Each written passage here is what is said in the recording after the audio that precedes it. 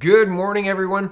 Beginning of 2020, we're all in this together, right? Flatten the curve. End of 2020, call this hotline to report your neighbor. How dare you not wear a mask? Here's more memes come to life. Fake news CBC car, right? Somebody scrawled on the side of a van, fake news on the CBC van. There was a time where people were proud of the CBC. There was a time where people were like, yeah, man, we're just like the BBC. And now it's a shallow shell of its former. It's been hollowed out by Marxists, and like the Edgar suit in Men in Black, being worn around by the people who have usurped it and are using it to their own means, propaganda or otherwise. Urian says there's something really wrong with this country. Yes, is one of these things will get you arrested in Canada? Is it vandalism and destruction of property? No. Is it lighting fires on the tracks of a running railroad while the train goes by? No. Is it pulling down the statue of the founder of the country? No, it's not. No, what will get you arrested is opening your barbecue in defiance of John Tory and Doug Ford. That will get you arrested and a night in jail and $50,000 fine and social media restrictions. Isn't that interesting? Here's Rex Glacier, and he says, in Toronto, when Toronto Police Service arrests the known to police criminal for this shooting, do you think his bail restrictions will be set to $50,000 and banned from social media? I can't find another one, and I'd be interested if you can find one. I haven't had a chance to really look into it. I haven't delved deeply to find this, but I haven't found another instance where social media has been banned from a person who's bailed themselves, who's got bail. And what's the usual bail cost if you're arrested for gun crime? I'm going to have to look into that. I'm not sure. And those are questions usually that I would have an answer to. So I'm disappointed in myself. But I'm going to look that up because that's interesting. I don't have the time this morning, but I'm going to look it up. That's something that I feel like we should know. Okay, I'm going to go look right now. Hold on. Okay, and looking for this, it is not very easy to find the bail conditions. It says in a couple of different, this is a whole article about how easy it is to get bail and how complicated, and how many charges this one guy had. He was let out of jail for being at high risk for getting COVID. And this one talks about how bail is too easy for those on gun and drug charges. Basically, the end of this article talks about how they know they'll get easy bail, right? They know they'll get quick bail. I don't know if they'll have any conditions. Does quick bail mean no conditions? So there's a lot of news about this, but there's not a lot of detail about the bail conditions. And who knows? Maybe gun runners and gangbangers aren't announcing that they're not allowed to be on social media. But at the same time, isn't it very interesting to ban free speech? Like Twitter and Facebook, they're the public. What's that? There's a specific term. Hold on. The public square. And in the public square, having free speech, that's the important part. If you're allowed to yell in the literal downtown public square, that's not really going to move the needle on anything. Nobody's going to listen to you. But if you are able to articulate a good argument on social media, then that is convincing and can reach a lot of people just like everybody else. That's freedom of speech, right? And the bail conditions set on Mr. Skelly prevent him from engaging in social media. He can do interviews apparently, so that's interesting. Mr. Skelly, if you want to come on Speaking Moistly, I'd love to have you. But it's very interesting that the bail conditions are such that they're limiting his free speech. I don't think it's appropriate. Anyway, that said, here's a video of Mr. Skelly and what is at stake here.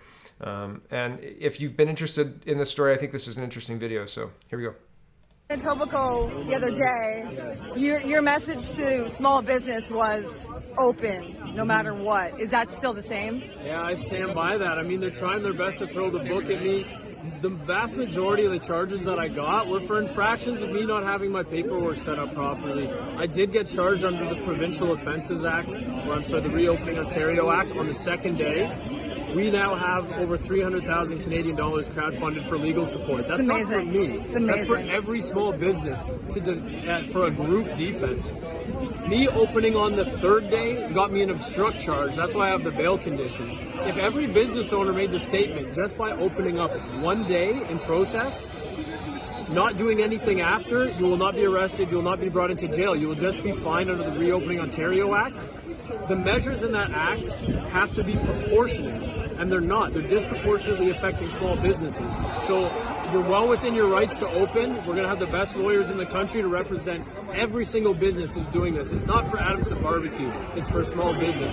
Go ahead and do it. Open up. Let's see how it goes. There's going to be a bunch of people doing it this week. And do you have any messages for the people who support you, who donated to the GoFundMe, and who have been... Big gratitude to everybody. $300,000. Are you guys kidding? I can't believe that. That support came in all across North America. It's incredible. You guys are going to now fund this fight for freedom through our legal system. And it's good to see you, though. We're glad you're out. We're glad you're out. We were really rooting for you. We were down. So that's the end of it. I think that it's admirable that he's saying this isn't for me, this isn't for my barbecue, this is for small businesses. The legal defense fund he's right. It's precedent setting. So it's good that there are people donating. It's good that there are funds coming in. It's good that there is a plan. Here's one of the other people who's practicing civil disobedience. And it's the Toys Store, Toys with a Z, Toys Story, Bolton shopkeeper defies COVID-19 lockdown orders, so he's opening. And I'm not going to get into it, but I mean, if you're nearby, go to the toy store and buy some presents for Christmas, right? This coming week, let's right the wrongs of the lockdown, says Jason Chapman. Please share this brilliant post from Hogstown Smoke. Small business owners have spent thousands to keep people safe. Let them open. So I'm just going to read this because I think that it's impactful and powerful, and it's from somebody who's firsthand experience affected by this. Okay. As I walk into the grocery store with 30 other people at the same time, I think about my restaurant, which allows parties of 6 total, and meticulously spaces out reservations by 10 minutes, ensuring guests that aren't from the same party do not arrive at the same time. As I take a cart that had just had the handle sanitized, I think about my restaurant, which invested thousands of dollars so far on ink and paper to print disposable menus to ensure no 2 guests touch the same menu. As I walk over to the produce aisle with 15 to 20 other people around me, I'm reminded of the strict no mingling, no walking around the restaurant other than to use the washroom or enter-exit policy we have in place, in the 6-foot distance between tables, which has cut our capacity in half. As I watch the woman next to me pick up apples with her hand, check them over closely, and then put them back on the open pile, and repeat this until she finds the perfect apples, the same thing that all other people that day who want an apple will then do, and then put those apples into their mouths. I think about the 2-step sanitation process in place at my restaurant for all cutlery and dishes and glassware in between every single guest, and the sanitation of every surface that gets touched, tables, chairs, salt, pepper shakers, and etc. As I watch the man in the next aisle ignore or not notice the directional arrows on the ground, I think about my restaurant and the constant redirecting our staff does of guests by locking certain doors. Sorry, I'll go over here. Sorry, I couldn't read the rest of that one. I'll carry on here. As I check out at the cashier, I use my debit card to pay and see the plastic film covering at the terminal. It was not sanitized after the person before me used it. I'm reminded of the sanitizer used on the debit terminals in between each guest every time at my restaurant. As I stand at the crowded exit trying to leave, I'm reminded of the detailed contact tracing in place at my restaurant that records the name, phone number, table number, arrival and exit time, as well as the server and section the guest sat in that is in place in my restaurant. Not one of those pieces of information was taken from any customer here. As I get into my car and watch all these people leave the store, I wonder which person will visit my establishment after contracting COVID at this grocery store, and I wonder why on earth my restaurant will be blamed as the source. Restaurants are being targeted as the source of COVID infections because we are one of the only industries required to provide contact tracing. Someone with COVID could have gone to Costco, Home Depot, Walmart, the mall food court, any grocery store, etc. Yet it's the restaurant that took their detailed information and will be forced to close and deemed responsible for the infection. You want to blame restaurants for the spread after thousands of dollars investing in equipment, training, and stricter policies than anywhere else? Prove it with claps. And I agree. I mean, I think that there's no call for these stringent lockdown measures. There's no call for these closures. It is not backed up in the data. Toronto Sun's reporting, North York salon owner takes devastating haircut amid provincial lockdown. He says 5 minutes up the road, you can get a haircut. Here, I can't open my store. And my store may not be essential to you to get a haircut. It may not be essential, but it's essential to my family. So who decides what's essential? And I made this point the other day too, yesterday, I think. The Toronto City Council was playing with the idea of limiting big box stores to selling essential items only. Does the Mississauga City Council get to decide what's essential for Walmart to sell? I mean, get real, right? The real way to make this fair, this was in the guise of fairness. The real way to make this fair is to let small businesses open. There's no evidence that the virus knows if it's in a Costco versus a small business, right? Like, really, Unbelievable. Joe Warmington says, just received this email from a witness. Dear Joe, was at Adamson's Barbecue Leaside location when it opened this morning. When I came out, there were 3 or 4 Toronto police and 2 bylaw officers outside taking pictures, and then they went inside. I expect that they're going to give Skelly's Leaside location a good going over for any and all bylaw infractions so they can close that location down. Is this true? And he asks the leadership of Toronto. Is this becoming personal for all of you? If so, it would be better to have people who have not made disparaging public statements about Adamson's Barbecue and its owner handle the investigation going forward so it's done in an objective way. Is this political retribution? How dare he? They're trying to crush him, right? That's the point, and I think that I made that point the other day. Vaughan Mills among 8 businesses ticketed in York Region on Saturday. I showed you yesterday Vaughan Mills Mall had tons of people lined up. The thing here is they're desensitizing you to the fines, right? It started out that people weren't being fined. It was just on the books. They're just in the education phase, blah, blah, blah, blah, blah. Now they're fining you for just living your life. If you go to the mall or they're finding businesses, right? But I have an exemption. I would feel bad if a business got a ticket because I am accessing my exemption and the officer was like, well, he's not wearing a mask or something to that effect. I hope they would come and ask me, but I don't know that they would because, the point isn't to save people from the virus. The point is to get compliance, and they are willing to crush you to get compliance. They're willing to crush Adamson's Barbecue. They're willing to crush everybody. But the funny part here, the reason that I wanted to show you this is because Adamson's Barbecue got a $50,000 fine, got police swarming all over the place, right? Are these, like Vaughan Mills Mall isn't in Toronto or GTA region? Like, these places are getting $750 fines, right? There's no police on horseback. There's no 100 police in there in riot gear. There's no people calling other people deplorables, and there's no protests here. This is just people being people. I was at the Royal Bank, RBC yesterday, and I was standing waiting for them to call me forward to go to cash the check that I needed to cash. And I wasn't wearing a mask. And the guy who came in after me wasn't wearing a mask. And he was an older guy. And there was a woman about 5 feet away from me, and she was talking to a gentleman. So I'm waiting. This guy comes in, and I turned to him and I said, I'm not sure if I'm supposed to be like going in. There's footprints on the thing, but it says to wait here, so I'll just wait here. And he said, no, you're supposed to wait there until they call you forward. And I said, okay, fine, great. And then the guy over there, and I'm sorry, I'm going on a little bit of a tirade, but I want to tell you this story. So the guy talking with the woman said, can you put on the mask? The other guy did. I said, I'm exempt. They left it at that. And the guy said, did you hear there's bylaw and they're ticketing anybody who's not from Guelph who's in the Walmart? They're ticketing them against the Opening Ontario Act. And I was like, seriously? What if you're in like town on business or something? Like, what if you're in town for a legitimate reason and you're stopping by to get like a hamburger or something, like, or whatever, a hamburger, who knows, for whatever reason, right? It's totally unconstitutional. And I said, that's bullshit. This is communism. It's bullshit communism, and I'm not putting up with it. And the only reason, like, I'm pretty sure I said almost exactly that, because the guy kind of was shocked and he said, yeah, it's bullshit. I don't think he expected the communism stuff. But the guy beside me was like, yeah, it really is scary what's going on. This is why they don't want people getting together. This is why, because one loudmouth like me says, this is bullshit communism, and other people go, oh, other people think this is bullshit too.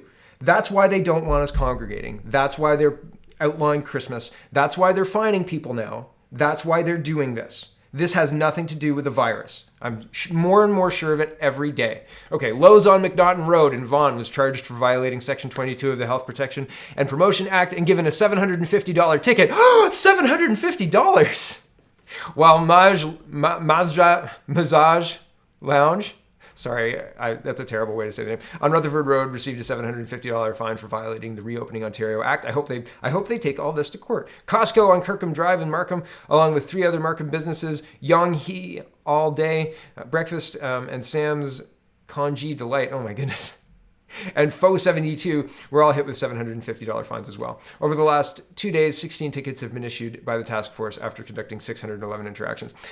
I can't wait till Boxing Day when I do my rundown of Christmas Day fines for getting together with your family. You deplorables, you, right? Get real. Although I am seriously considering investing in curtains to put up for Christmas Day, so we can enjoy our dinner without worry that the Gestapo will be peeking in our windows to count heads. You know, oh, you've got 7. Hello, we'd like to come in now because we've seen 7 people. All right, Calgary police called for Chinook crowd center control. This is how you being at the mall is now illegal. There's people here. Can you come and control them? There's a lot of people and we're really worried about it. Can you come and control them, please? We need the police, defund police, but come and control these people because they're shopping. This is where we're at. This is where we're at, and it's not stopping, guys. The time is now. We're late. We're late to the party by about 10 years. This guy is starting it. This guy's kickstarting it for us. Imagine a motorcycle. He's kicking it to start, right? However that works. I don't know. I don't ride a motorcycle. I don't know. I don't know why I use baseball analogies or motorcycle analogies. Laura Stone says, we don't want a barbecue guy with a backwards ball cap making health policy. You know who I don't want making health policy? Teresa Tam, because she wants people to have bracelets and she's not paying attention to how viruses work, not vaccines.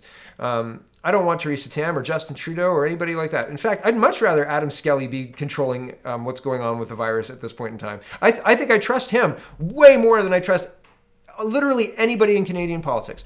Anybody, period. I trust him. I'd have a beer and shake his hand. Definitely. 100%. I'd hang out with Maxime Bernier as well, but Adam Skelly, I trust. Okay. Police warning. Toronto Freedom Protest organizer warned that he will be charged if he proceeds with the protest at Dundas Square, Toronto, November 28, 2020. Warning accepted. Protest continued. The Black Lives Matter protesters weren't faced with fines or warnings before their protests. In fact, they got City Hall and City Councils to come and speak at their events or say, I'm not going to speak at the event today because I'm not black enough or something like that. I'm not sure. And it's very interesting that both of these protests are protected under the law in the same way. But if the establishment doesn't agree with you, they will shut you down, and they will do their best to go around calling what the shutdown is. They'll get you on trespassing. They'll get you on all sorts of other infractions, and leave the Reopening Ontario Act until later. I don't know that they have confidence in it, and I hope that they don't have confidence in it because it's a BS law. This is yesterday in Toronto. There's a lot of people who are protesting. Good. We need more. I've heard rumors as well that there's control on flights for who can fly into Toronto if they're planning on attending the protests. And not to say that that's necessarily new knowledge, because, I think that they've done that for a very long time. But it's interesting who's allowed to travel in Canada and who's not, right? Like, this is all Toronto yesterday. This is Yonge and Dundas Square, right? This is a lot of people who are frustrated with what's going on. There are a lot of people who are frustrated with what's going on. Canada's COVID-19 strategy is an assault on the working class, says the Toronto Sun. It is torture. It is literally torture. Isolation and torture. 6 feet apart. Where does this work? Can you link me to the study that was done to prove that this 6 feet apart social distancing works? I think that the study itself would be shut down for being anti-human. I think that it is absolutely a ridiculous, unbelievable thing to ask of people for the extended period of time that we've been asked to do this. And we've been unbelievably patient and compliant. And that is coming to an end. Here's biochemical engineer Ivor Cummings' message to virtue signaling lockdown supporters. The ONS reports up to 200,000 excess deaths relating to the lockdown. That's a huge number of excess deaths that they're cheerleading on. The funny thing is that I don't know where these excess deaths are coming from. Maybe they're talking about the cancer deaths and all of that stuff, and they're projecting. So take that with a grain of salt. But here's one death that isn't a projection or a maybe. This is a direct result. Like if you were the elderly woman who requested to be euthanized when faced with the idea of being locked in her long-term care room again. Unbelievable that's acceptable. Here's the National Review. It says, elderly woman euthanized to avoid anguish of lockdown loneliness. Couldn't you just say, listen, I'm going to take my chances with the virus. Sign off. Like, if I die, then I die. Great, no problem. But we're not going to actively kill me. But if I die, that's on me, not on you. Okay? Okay. Because that's the way it is. If you don't look both ways before you cross the street. It's not the cars. We shouldn't ban cars from driving on the street if you just close your eyes and step out and hope to, right? Like, you got to be responsible for yourself. There's a 55, Milhouse Van Houten is saying there's a 55-40 in favor of lockdown late yesterday afternoon. No surprise, that's global news. But then we spoke up and look at it now. The poll contradicts the media narrative. There may be a silent majority waking up and finding its voice. Maybe. A majority of Canadians say they agree with prolonged shutdowns, restrictions amid the pandemic, an Ipsos poll shows. Do you agree with a 4-week shutdown of non-essential businesses to combat the spread of COVID-19. 1, it doesn't combat the spread of COVID-19. 2, what's non-essential global? Who decides what non-essential is? And the no's have it at 54%. Yes says 41%. Not sure says 4%. Not sure was a good president. What happens if someone refuses the vaccination? Ethicists urge clarity on COVID-19 rollout. This is prepping people for mandatory vaccines, right? The language here. However, right after, Jason Kenney says COVID-19 vaccine will not be mandatory in Alberta. Still not clear on why people think that a mandatory vaccine. First, I've heard that the vaccine doesn't actually prevent COVID, it just limits the symptoms. But most people are asymptomatic anyway, and it's very painful and it's multi-dose. Like it's the after effects of getting the vaccine are bad. This is the Pfizer one, and I've reported on this before. So the after effects of the first shot are bad. They're adverse, right? Like headaches, chills. I don't know if nausea was part of it, but like lots of negative effects. They're so bad that they don't think that they'll have people come back for the second shot. I'll take my chances with COVID. And I have that right to make the choice. You have the right in Canada to decline any medical intervention for any reason. Now, people have pointed out that the Quarantine Act gives the government the right to inoculate against a virus during a pandemic. That may be true, but I think that will be tested, right? What qualifies as a pandemic? Can you just change the definition of a pandemic? Didn't they do that recently? And if they just change the definition of a pandemic, does the previous law apply? I mean, I think that there will be tests in court. I hope there will be tests in court. I would imagine so. We'll find out, though. But some places in Canada won't be mandating the vaccine, or maybe this is rope-a-dope and Jason Kenney will come around just like Miss Lucky came around to how racist the RCMP are because they make women jump 6 feet. Thanks, Gail. Unbelievable, right? Here's the other thing. We've eradicated the flu. So yay, that's scourge on humanity. Yay, except now that we've got rid of the flu, which is worse than COVID-19, it kills more children than COVID-19, kills more young adults than COVID-19. So that's how I'm saying it's worse.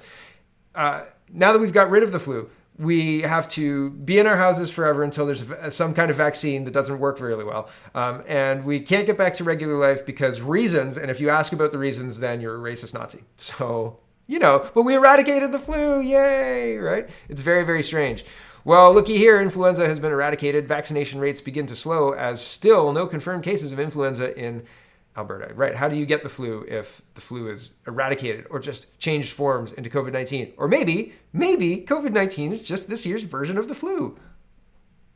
Maybe, who knows? Emerald Robinson says, here's what Americans learned in the last 3 weeks. Our Canadian voting machines use software created by Friends of Communist Venezuela, dictators, and designed to send our votes to Spanish shell companies with backup servers in Germany on network servers accessed by China and Iran. Technology is so complicated.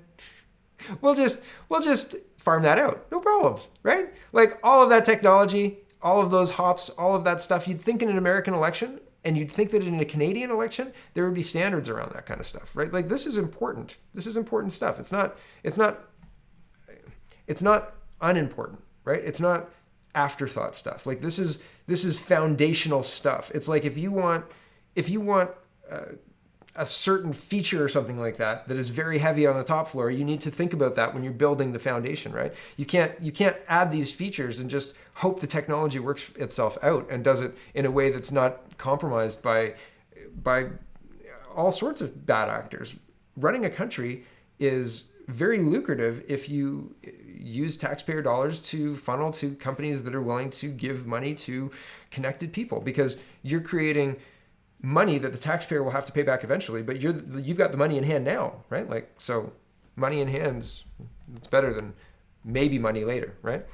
Trudeau office botches press statement calling out O'Toole for spreading misinformation. This is unbelievable spin. The Trudeau government put out a call summary of a call that didn't exist, right? And now they're saying that they botched something. They didn't botch, they lied. They out and out lied. Lori Goldstein says, you cannot make this stuff up. Prime Minister's office says it accidentally sent out a fictitious account of a phone conversation in which Justin Trudeau scolded Erin O'Toole regarding conservative COVID-19 comments. It never happened. I know I reported on this yesterday, but it is just indicative of just how scripted this whole thing is, right? Like they're doing a dance that was supposed to be the distraction of the day. Why they're not talking about all of the very important constitutional things, why they're not talking about the people who are calling for freedom every Saturday. These protests are growing. They're growing across Europe. They're growing across Canada. People are not going away. And the fines are not going to stand. So this little skirmish between Trudeau and O'Toole that was dreamed up by either the PMO or with O'Toole complicit, this is all part of a kabuki theater dance, right? Like the Conservatives would do pretty much what the Liberals are doing. They're not going to be meaningfully different, right? This is spoiler alert. I'm sorry to tell you if you don't already know that, and if you're watching my show, you probably already know. But there's no meaningful difference. Aaron O'Toole was placed by Dominion just like Justin Trudeau was. Trudeau didn't need Dominion to take the leadership of the Liberal Party. They were in a weak state anyway. But he did. He used it and he took it. And I mean, he took it over some people who were maybe interested in it. Bob Rae was told, I think in no uncertain terms, that he could be a caretaker Liberal leader for a little while, but he was not going to win over Justin Trudeau for reasons, right? I think that there was some controversy there at the time, but I wasn't paying close enough attention. But really, there is a lot of things that are happening behind the scenes, and the things happening that used to be behind the scenes that were good were people trying to say, we don't think that the government is operating right in this minority government, we should take it down, blah, blah, blah, blah. But now the behind the scenes stuff is like backroom deals and fictitious calls or fictitious accounts of fictitious calls, right? It's just crazy. And budgets, who needs a budget, right? On Sunday, Toronto Sun editorial, Freeland's budget, there isn't one. Every provincial government across Canada found a way to deliver a budget in 2020, but not Finance Minister Chrystia Freeland, whose fall economic statement comes on Monday. So yeah, no budget. We have an economic statement coming on Monday, but how useful is it going to be? Let me tell you, it's not going to be very useful. Nobody's going to care about anything in it, and it's not going to have any allocation. And I mean, we've got half of the infrastructure money still missing, right? Jagmeet Singh did some kind of video game thing on Twitch with AOC, and this is headline news apparently, but the complete destruction of our country, the connection with the Dominion voting machines, Dominion voting machines running leadership races, Dominion voting machines running municipal and provincial races. This is not news, but what is news is Jagmeet Singh was on a Twitch stream with AOC. This is Canadian politics. Oh, isn't that cool? It's just like, I showed my brother the landslide Fleetwood Mac thing. And he was like, oh yeah, Jagmeet Singh did that. And I said, oh my God, like you saw this because Jagmeet Singh did it? I was just disappointed. Here is Doug Ford, and he's saying, here, I'll let you hear what he's saying. Hold on, here we go. These people, they need to stop. You want to protest me? Come down to Queen's Park. You can do cartwheels, you can jump up and down. But there's an unwritten rule here in Canada. Unwritten rule, you don't go after people's families and neighbors. Come after me. Don't come after my neighbors. And this is in response to people going to protest at Doug Ford's house. But this is, maybe there's an unwritten rule in Canada, but I haven't heard of it. Here is the LAPD in front of Mayor of Los Angeles, Eric Garcietti. Sorry if I got that wrong. And they put on their helmet as hundreds continue protesting for the mayor for the fifth straight day. If people are upset, they're going to protest where they think it's going to hurt you the most. And I'm not necessarily condoning protesting at Doug Ford's house, but I think Doug Ford needs to understand that marginalizing people and saying, you bozos, you yahoos, you people need to stop. You need to listen, Doug. Sorry, dude. The only way it's going to stop is if you listen, because what you're doing is not right, and everybody sees it.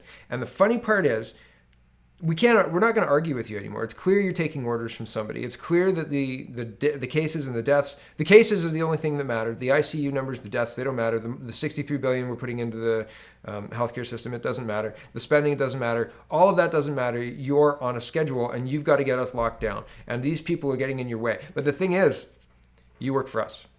You work for us, buddy. That's it. You work for us. So we're done listening, and you need to listen and hear that, because it's your tactics that need to change. You, not us. And I'm not protesting at Doug Ford's house. I don't like crowds, man. Sorry. This is my protest. This is what I do. So I hope that this is helpful, and this is what I've got. But not to say that I wouldn't protest, but at the same time, I feel like when he says come down to Queen's Park and then at the same time issues tickets to people like Randy Hillier, I think that that's disingenuous, right? He's saying, to me, he's saying your protest is working. Stop it. Because my neighbors are really mad. I don't know. Who knows? But the thing is, I don't think that people should be violent. I think that people should be loud, and I think they should be clear. No violence. No violence. Violence isn't necessary. Violence isn't necessary. Get pots and pans and stand on the street and bang them. And bang them and bang them and bang them until he hears you. And, the only way that people are heard is if the leadership are uncomfortable. And clearly Doug Ford is feeling discomfort. Here is an interesting thing. Mark Friesen put this out. He says, why did they green screen Doug Ford's head on a suit? Yeah, I mean, if you watch this, his head's moving all around. It's kind of crazy. For procurement. Look at it. Look at his neck. What is that? Why did they do that? And it's very it's bouncing around. It's not like, I don't know. Why would they do this? Why would they put that out? I have no idea. It's a very, very strange thing. Back to Adamson's Barbecue to finish this off, I suppose. Day 5 from Adamson's Barbecue. There are a minimum of 8 police vehicles still here. I spoke with an officer on scene regarding if they're on paid duty. Quote, I can tell you that I'm on regular duty. These officers with me are on regular duty. So that's from Rebel News. From Joe Warmington. He said, I've been told by the police this is part of a paid duty, not an assigned deployment from 22 Division. Police confirm that these officers have been hired by the City of Toronto, similar to this being a film set or construction site. So there's conflicting, I believe that's conflicting. Like this is paid duty. And then, yeah, so this officer's saying regular duty. It's not a paid duty. It's not an extra. This is a regular duty. So I don't know. I don't know what's true. Who knows what's true these days, right? Who knows? Who can discern that? Dr. Laura Craig, I've got a couple of last minute things for flu and COVID numbers that are wonky. Latest data still shows mirroring, whereby every increase in COVID labeled deaths has an equal or opposite lack of non-COVID deaths. So the deaths are being inflated, they're saying, because there's wonkiness with the data.